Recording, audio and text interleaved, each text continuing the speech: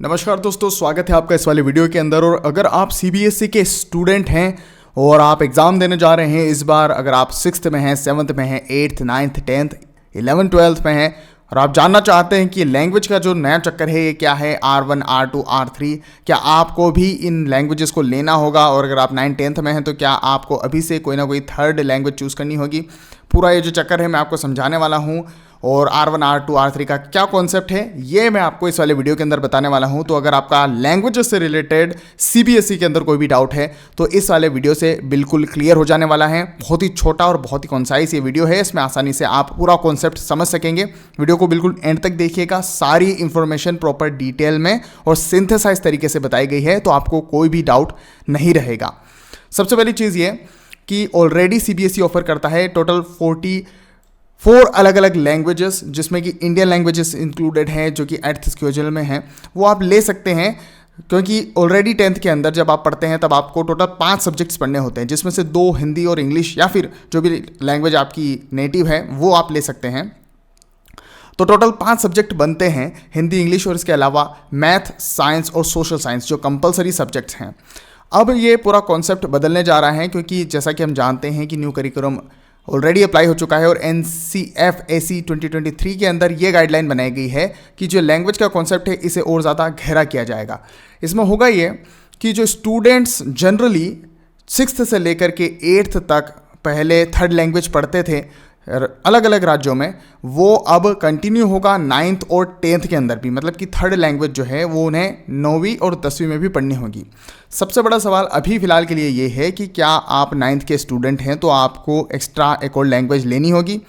तो सिंपल सा इसका आंसर है कि नहीं, अभी आपके लिए थर्ड लैंग्वेज का मैंडेटरी नहीं है, आपको थर्ड लैंग्वेज लेने की कोई ज़रूरत नहीं है। अगर आपने हिंदी ली है, इंग्लिश ली है, ये दोनों ही लैंग्वेज 9th और 10th स्टूडेंट्स के लिए इनफ है, आपको अलग से और कोई लैंग्वेज लेने की ज़रूरत नहीं है। सो लैंग्वेज के पर्सपेक्टिव में तो कम से कम अगर आप अभी 9th, 10th में हैं तो आपको अलग से कुछ चिंता करने की ज़रूरत नहीं है। ये जो NCFAC का ये पूरा मॉड्यूल है वो आपके लिए अप्लाई नहीं होगा।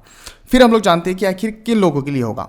तो साल 2026 और 27 का जो एकेडमिक सेशन ऑलरेडी चालू हो चुका है, इसके अंदर अगर आप अभी क्लास 6th में पढ़ रहे हैं तो आपको कंपल्सरीली थर्ड लैंग्वेज चूज़ करनी होगी। तो थर्ड लैंग्वेज इसमें से जो है आपको चूज़ करनी होगी, जिसका लेवल भी यहाँ पर दिखाया गया है R1, R2, R3। R1 जो है वो आप इस लिस्ट में से, यानी कि टोटल 44 लैंग्वेजेस में कोई भी लैंग्वेज ले सकते हैं। इसके बाद में R2 लेनी होगी, वो भी आप इनमें से ले सकते हैं, लेकिन वो नहीं ले सकते हैं जो कि आपने R1 के रूप में ले ली है। इसके अलावा R3 आप एक और ले सकते हैं। इसमें एक और रूल जो इंपॉर्टेंट डाला गया है वो ये है कि एटलीस्ट 2 लैंग्वेजेस जो होनी चाहिए इन 3 लैंग्वेजेस में से वो इंडियन होनी चाहिए। तो आप ऐसा नहीं कर सकते हैं कि पहली लैंग्वेज मान लीजिए आपने हिंदी ले ली है, दूसरी इंग्लिश ले ली, तो तीसरी आप फ्रेंच ले लेंगे, रशियन ले लेंगे, स्पेनिश ले लेंगे, वो ऐसा नहीं कर सकते हैं।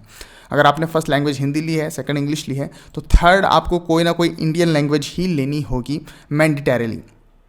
सबसे ज़्यादा खास बात यह है कि अभी अगर आप 6th क्लास में हैं, मतलब अभी अगर आप 6th क्लास में पास होकर के आए हैं, तो अब आपको टोटल 10th क्लास तक, जी हाँ 10th क्लास तक एक और एक्स्ट्रा थर्ड लैंग्वेज पढ़नी होगी, जो कि कोई भी लैंग्वेज हो सकती है इन 44 लैंग्वेजेस में से। ये नया चेंज इस NCFAC 2023 में इंट्रोड्यूस किया गया है। पर्पज़ यही है कि पूरे इंडिया को ज़्यादा से ज़्यादा बेहतर तरीके से कनेक्ट किया जाए और लैंग्वेज कॉम्प्रीहेंशन स्टूडेंट्स के अंदर बढ़ाया जा सके।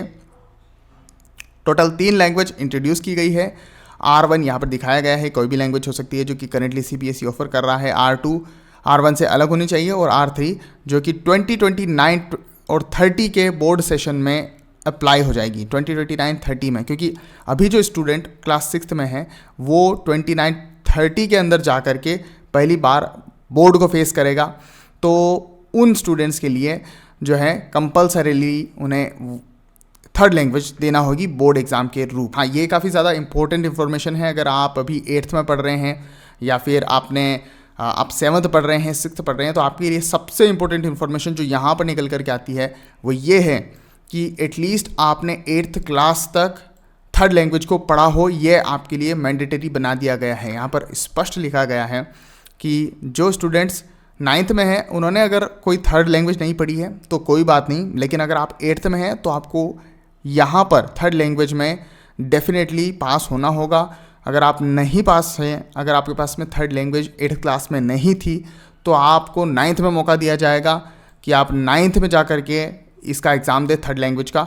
और अगर आपने 9th में भी नहीं किया तो फिर आपको 10th में भी दिया जाएगा चांस, लेकिन आप 10th की बोर्ड का एग्ज़ाम तब तक अटेंड नहीं कर सकते जब तक कि आप 8th क्लास के अंदर 8th क्लास का जो पेपर है वो पास नहीं हो थर्ड लैंग्वेज के अंदर। बहुत ही इंपॉर्टेंट और मैंडेटरी ये इन्फॉर्मेशन है आपके लिए। आपको थर्ड लैंग्वेज किसी भी हालत में पास करना है। अगर आपके पास में 8th में नहीं है तो आप अपने स्कूल एडमिनिस्ट्रेशन से बात कीजिए और थर्ड लैंग्वेज 8th क्लास में होनी चाहिए कंपल्सरीली, यहाँ पर लिखा हुआ है।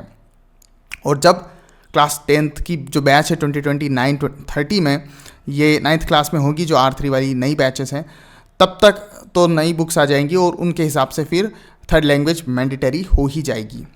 ये इन्फॉर्मेशन फ़िलहाल CBSE के द्वारा रिलीज़ की गई है इसके अंदर। और यहाँ पर और भी इन्फॉर्मेशन दी गई है, मीडियम ऑफ इंस्ट्रक्शन के बारे में दिया गया है इन्फॉर्मेशन, जो कि ऑब्वियसली नॉर्मल सी जेनेरिक सी है। मेन इन्फॉर्मेशन यहाँ पर निकल कर के आती है कि आप 8th में हैं और अगर आपके पास में थर्ड लैंग्वेज नहीं है तो आप अपने स्कूल एडमिनिस्ट्रेशन से बात कीजिए और थर्ड लैंग्वेज इंट्रोड्यूस कीजिए, क्योंकि अगर आपके पास में थर्ड लैंग्वेज 8th क्लास में 7th क्लास में नहीं है तो आपको 10th क्लास में बोर्ड एग्ज़ाम्स के लिए एलिजिबल नहीं माना जाएगा। ये बहुत ही ज़्यादा इंपॉर्टेंट है। इसके अलावा जो रीजनल लैंग्वेजेस है उनके लिए इन्फॉर्मेशन दी गई है, वो आप चाहें तो वो यहाँ पर पढ़ सकते हैं। बाकी मेन इन्फॉर्मेशन मैंने आपको प्रोवाइड कर दी है। सो मेक श्योर कीजिएगा कि आप ये इन्फॉर्मेशन आगे शेयर करें और इसे प्रॉपर्ली एक बार डिस्कस करें अपने पेरेंट्स और टीचर्स के साथ में। Thanks for watching.